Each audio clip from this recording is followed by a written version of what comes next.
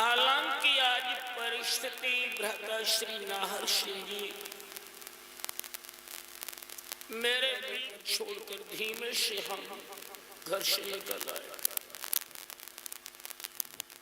प्रभु से यही कामना है, हमें आत्मशक्ति नाथ प्रदान करो जो आज हम आपकी कथा संपूर्ण कर सकें।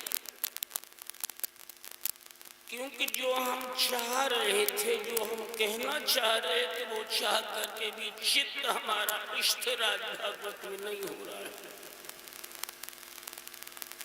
जो बेटी हमारी केवल एक ही काम करता है, जब वक्ता का ध्यान वाचन पर क्षेत्र में केंद्रित नहीं हो पाता है, तो मैं मानता हूं कहीं शब्दों में त्रुटि हो भी सकती है। हमारी बहनों, जब योगी राज भगवान श्री कृष्ण गोशासन में नहीं हो रही थी, ये नास्तिक था। संत जो कंस की पकड़ से दूर निकल गए थे राजस्थान की तरफ, कंदरा में छुप करके भगवान से केवल जिसकी बगिया के वह माली शायद सोता, माली की लापरवाही से अन्याय बाग में होता है।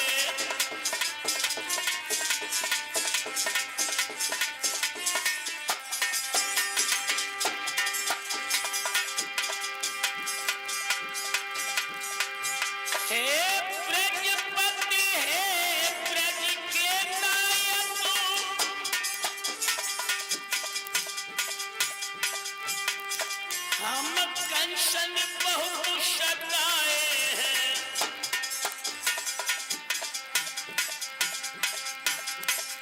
जल्दी भारत से ले जाओ, फरियाद सुनाने आए हैं।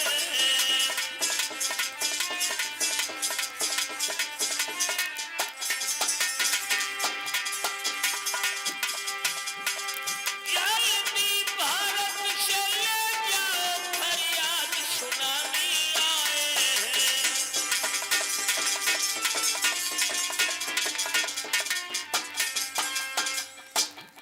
ये कन्हैया सोच रहे हैं कोई कारण हमें मिले जिसे लेकर हम मथुरा जाएं, कंस का वध कर धर्म राज्य स्थापित करें। हमारी बहन बेटियों कन्हैया की इच्छा जानकर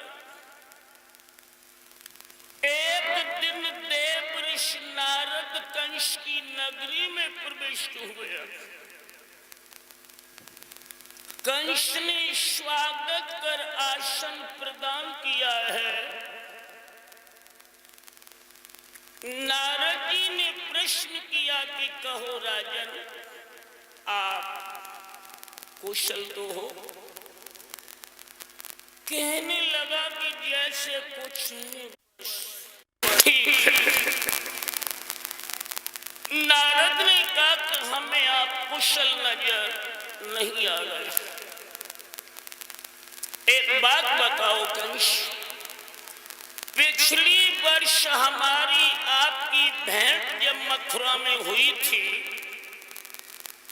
हमने काली दह से फूल मंगवाने का उपाय तुम्हें बताया था। कहने लगा कि हाँ स्वामी जी, हमने नंद बाबा के लिए पत्र भी लिखा, लेकिन कन्हैया का मद मर्दन कर दह निर्विघ्न बना दिया है। फूल भी समय पर मथुरा में लेकर नंद बाबा आए थे, कोई भी गलती उससे न हुई जिसे लेकर मैं कन्हैया को जेल में डलवा पाता। सत्य ये है नारद के नंद के पुत्र ने हमारी रातों रात की नींद भी हराम कर दी। देव ऋषि नारद कहने लगे कि महाराज कंस विनाश काले विपरीत बुद्धि, जिन कृष्ण को तुम नंद बाबा का पुत्र मानते हो वह तुम्हारी बहन देवकी का बालक है। 6 पुत्र देवकी के जब तक मारे तुमने खेल सत्य रहा, लेकिन वास्तविक खेल कंस 7वें गर्भ से ही शुरू हुआ था। जब देवकी का 7वां गर्भ क्षीण हुआ था, याद करो,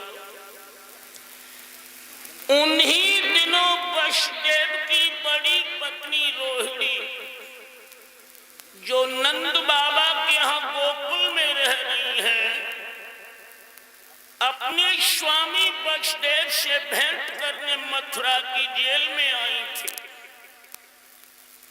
बस इसी बिंदु पर आप धोखा खा गए। देवकी का गर्भ क्षीण हुआ और रोहिणी के गर्भ से गोकुल में बलराम का जन्म हुआ। 8वें गर्भ से कन्या ने नहीं, कन्हैया ने जन्म जेल में लिया और तुम्हारे पहरेदारों को योग निद्रा में सुलाया गया। रात ही रात में कन्हैया को यमुना पार गोकुल बाबा नंद के यहाँ भेजा गया था। वहां से वसुदेव जी नंद राय की कन्या लेकर मथुरा आए थे, जो कन्या आपके हाथों से मारी गई। समझ गया कंस की निश्चित कृष्ण हमारा काल है, जीवन की सौदा कर दी। जब हम विदाई के समारोह में देवकी की हत्या कर रहे थे, आपने यमुना जल अंजल में भरकर कसम खाई थी कि देवकी की हर संतान हम तुम्हें देते जाएंगे। बहुत अच्छा उपहार दिया। अब ये निश्चित है कि हम जिंदा नहीं बचेंगे, लेकिन खुद मरने से पूर्व हम तुम्हें जिंदा रखेंगे, क्योंकि आप जिंदगी जीने का अधिकार खो चुके हो। छली मित्र वंशक त्रिया सुत आज्ञा देता, समझे आप? छली मित्र वंशक त्रिया सुत आज्ञा देताल, नौकर बरजोरी करे कर दो वही हलाल। मित्र विश्वासघाती हो, पत्नी चरित्रहीन हो, पुत्र आज्ञा न माने और नौकर जब बराबर जवाब देने लगे तो या तो इनका कत्ल कर दो या इनका साथ दुश्मन की तरह छोड़ दो। ये किसी भी वक्त आपके प्राणों के सौदागर बन जाएंगे। वसुदेव ने कहा कि राजन आप हमें मार भी डालो, लेकिन हमारे मरने से आपके काल की घड़ी नहीं टलेगी। और ये मत भूल जाओ कंस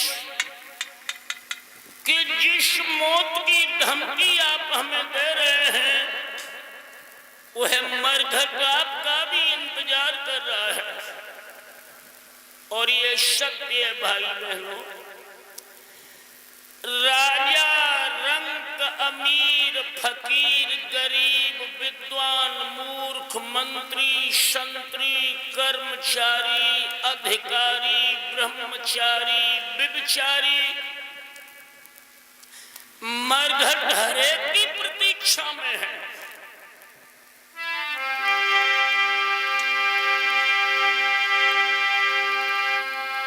नाहर सिंह जी इस विशिष्ट गीत की हर पंक्ति पर आप गंभीरता में ध्यान देते जाएं। समस्त जीवन